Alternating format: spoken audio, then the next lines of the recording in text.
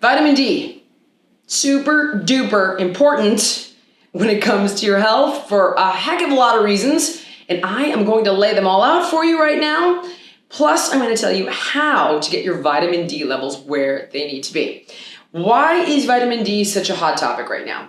Maybe you've seen stories in the news about how vitamin D potentially is linked to the severity of a COVID case or not. There have been studies that have suggested people with cases of COVID that are more extreme have a pretty significant vitamin D deficiency. Now, this video is not about COVID, but that's why it's become such a hot topic. Vitamin D should be a hot topic with regard to your health before COVID, after COVID, right? And here's why. Vitamin D helps to regulate over 900 genes. Over 900. Influences the expression of our genetics. For better and for worse, right? So when we think of our genes, a lot of times people think genes are static, meaning, well, it's just part of my genetics.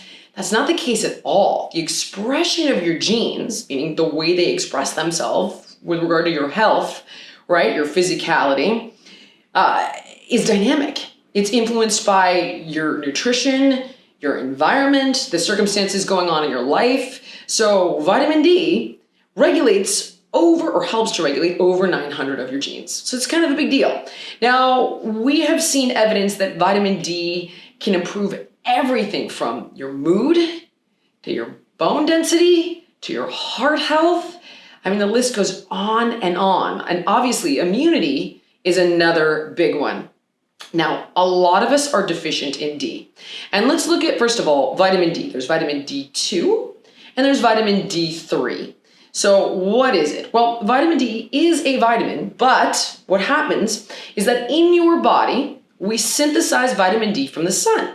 So the UVB rays of the sun hit the skin, right? And we create vitamin D. And then to make a very long story short, it gets converted by the liver, converted by the kidneys, and it's actually turned into a hormone.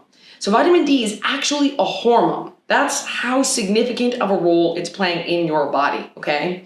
So vitamin D3 has been shown to be more efficient at getting our vitamin D levels up than vitamin D2. And the reason I tell you that is, should you choose to take a D supplement, you would be choosing a D3 supplement, okay? Now, you can, contrary to popular belief, find vitamin D in certain foods, but in such small amounts. Like wild salmon, 3 ounces, I think has 444 IUs, international units, and everything kind of down from there gets increasingly smaller. So there's some marine sources, eggs, but it's very little. So we really need the sun. Now, here's where this becomes a problem for a lot of us. First of all, a lot of us stay out of the sun because you talk to a dermatologist, they don't want you in the sun, right? They want you having sunblock on 24/7. And that's going to inhibit your ability to produce vitamin D. We're also seeing in certain groups of our population, lower levels of vitamin D inherently because of physical factors. So for example, people of color actually get lower amounts of vitamin D, and here's why.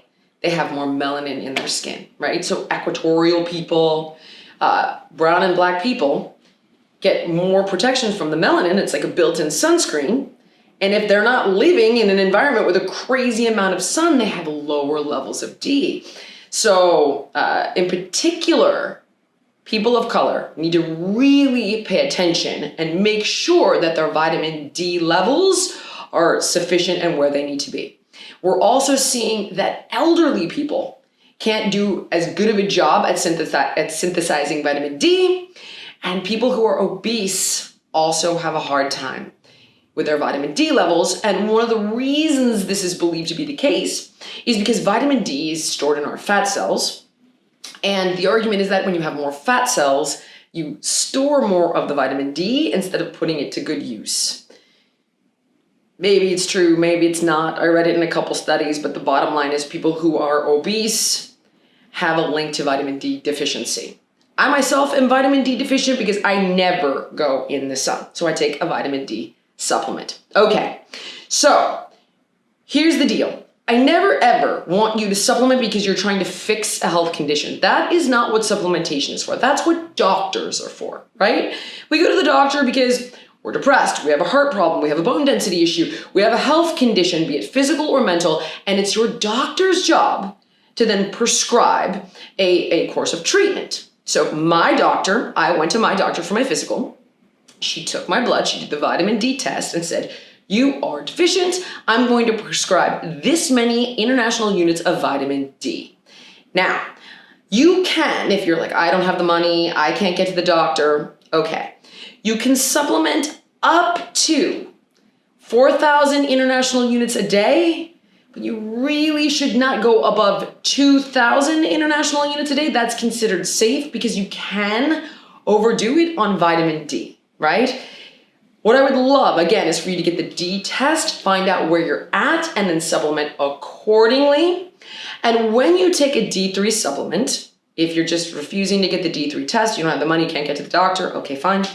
Let's say you take 2,000 international units, IUs, of vitamin D3 a day. You want to look for a supplement that combines D3 with K2, vitamin K2, because studies have shown us that these two nutrients work together for better absorption and bioavailability, okay? So for your overall immunity, you also have the option of getting out in the sun 15 minutes off peak hours. I still don't. I don't want skin cancer. But you could get 15 minutes of off peak or vitamin D3, 2,000 milligrams combined with K2 to help optimize your overall health and immunity.